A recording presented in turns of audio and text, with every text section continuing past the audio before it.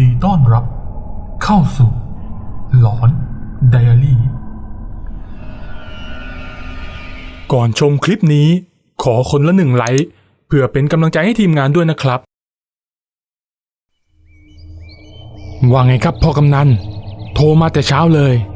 มีงานใหญ่อีกแล้วสิไอ้ลิศอาทิตย์นี้เอ็งรีบขึ้นเหนือมาหาข้าเลยนะเอาอุปกรณ์ดำน้ำมาด้วย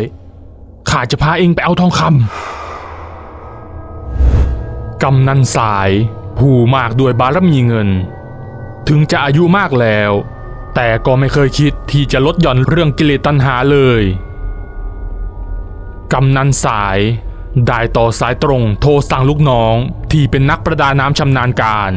ให้ขนอุปกรณ์จากกรุงเทพขึ้นเหนือมาในทันทีเมื่อแกได้เบาะแสของแหล่งทองคำที่ซ่อนอยู่ในพระพุทธรูปเก่าใต้น้ำ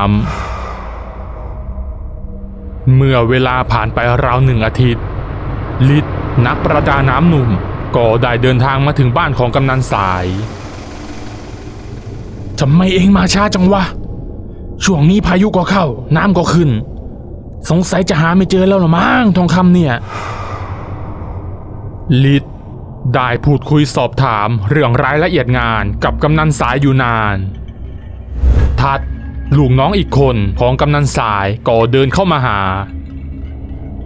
อ้าวไอ้ฤทธิ์เอ็งมานานแล้วหรือดำน้ำรอบนี้งานช้างแน่ผีตายโหงทั้งนั้นมึงไม่ต้องไปอำมันหรอกมึงเองก็ต้องลงไปด้วยไปพักผ่อนกันได้แล้วพรุ่งนี้ต้องออกเดินทางแต่เช้า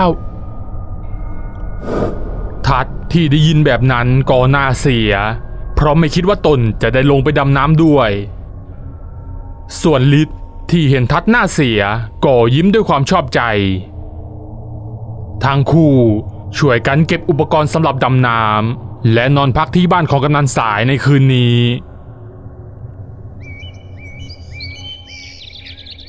รุ่งเช้าวันต่อมาทั้ง3ก็ได้ต่อพ่วงรถลากเรือพากันเดินทางออกจากบ้านตั้งแต่เช้าตรู่ทัดขับรถลัดเลาะตามเส้นทางธรรมชาติมาได้ไม่ไกลนักก็จอดรถในบริเวณที่ราบลุ่มที่พวกเขาจะสามารถนำเรือลงน้ำได้อย่างสะดวกทันทีที่ทั้ง3นำเรือลงแต่น้ำท้องฟ้าก็มืดครึ้มขึ้นมาทันทีพวกเขารีบออกเรือโดยไม่หวั่นกลัวอะไรทั้งนั้นใจจดใจจ่ออยู่เพียงอย่างเดียวคือทองคำมหาศาลที่กำนันสายเคยพูดไว้เรือค่อยๆจอดเทียบหลังคาเก่าๆที่มีปล่องสี่เหลี่ยมโผล่ขึ้นมาเหนือน้ำพอสังเกตให้ดีๆก็รู้ได้ทันที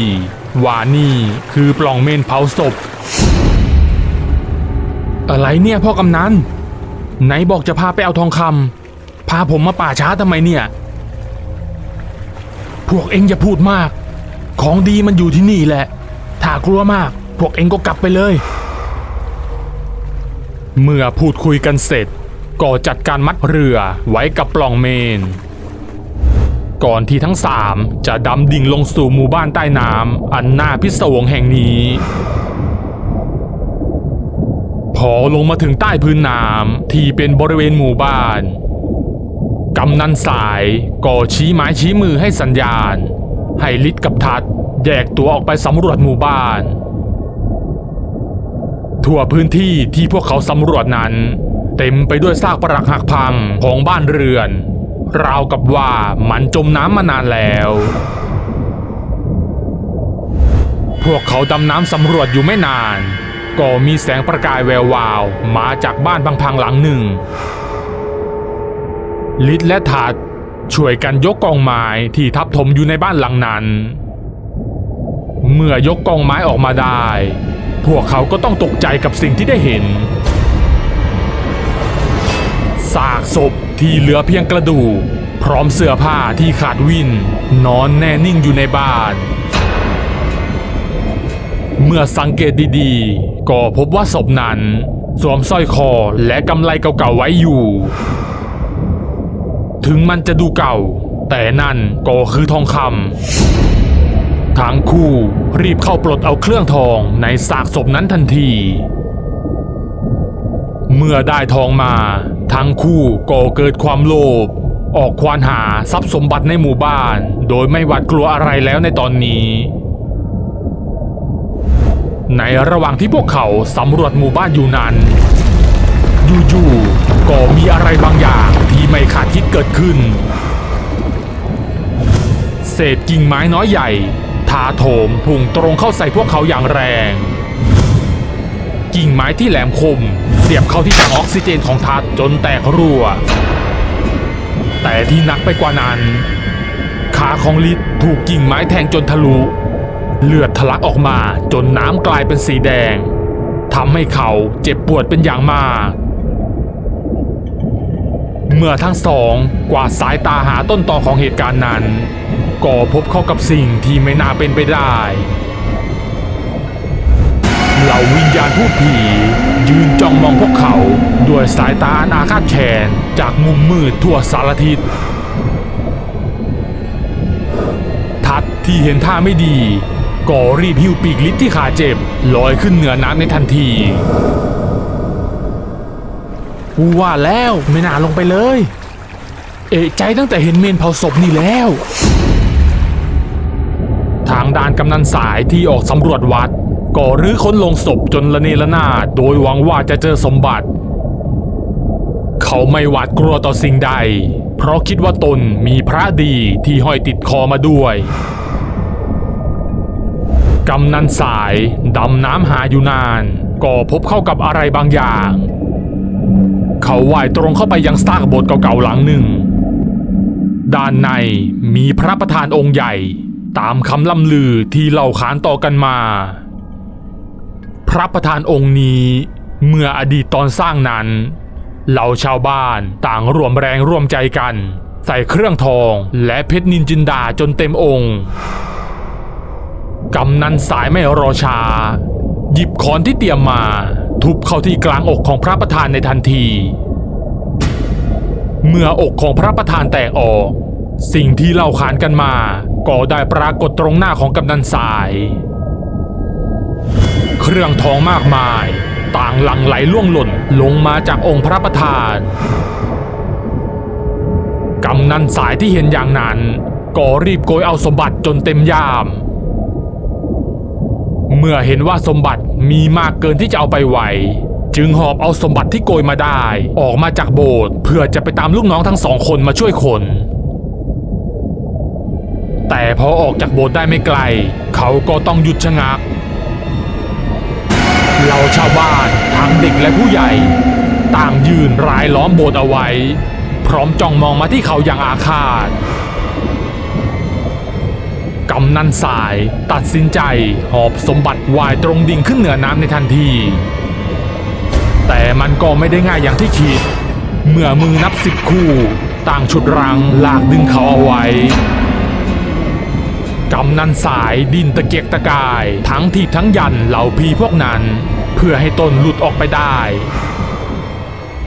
ลิศและทัดที่รออยู่บนเรือด้านบนก็เห็นน้ำที่ขุ่นมัวพร้อมฟองอากาศจำนวนมากผุดขึ้นมาเฮ้ยนั่นมันอะไรวะเอาไงดีพ่อกำนันก็ไม่โผล่ขึ้นมาสักทีเอ็งลงไปดูดิไอ้ทัดให้ตายข้าก็ไม่ลงไปเด็ดขาดไปจากที่นี่กันเถอะแล้วค่อยตามชาวบ้านมาช่วย